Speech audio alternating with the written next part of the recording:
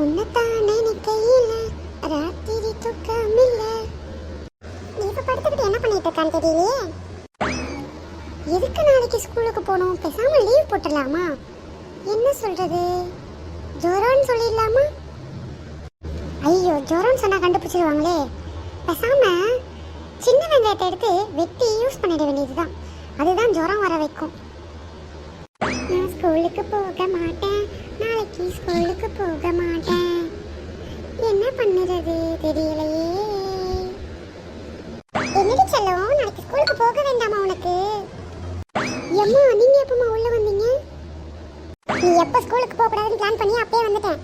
படிச்சு உருப்பிடலான்ற ஒரு ஐடியாவும் கிடைக்காது. படுத்துக்கிட்டு பாட்டு பாடுறதுக்கு தான் லாக்கி. ஏன்டி வீட்டில் நான் இத்தனை வேலை செய்யறேனே, கூட மாட வந்து ஒரு வேலை செய்யணும் உனக்கு தோணுச்சா? கனவு காண்டது படுத்துக்கிட்டு. நான் எதுக்குமா என்ன திட்டுறீங்க? நான் தான் ஒண்ணுமே பண்ணலல்ல. நான் சும்மா தானமா பாட்டு பாடிட்டு இருந்தேன். எனக்கே ஃபீவர் வர மாதிரி இருக்கு. வரும்டி வரும், உனக்கு எல்லாம் வரும். ஸ்கூலுக்கு போக கூடாதுன்னு நீ முடிவு பண்ணிட்டேன்னா உனக்கு எல்லாமே வந்துடும். ஒழுங்கு மரியாதையா வீட்டை சுத்தம் பண்ணிட்டு போய் படிக்கிற வழியை பாரு.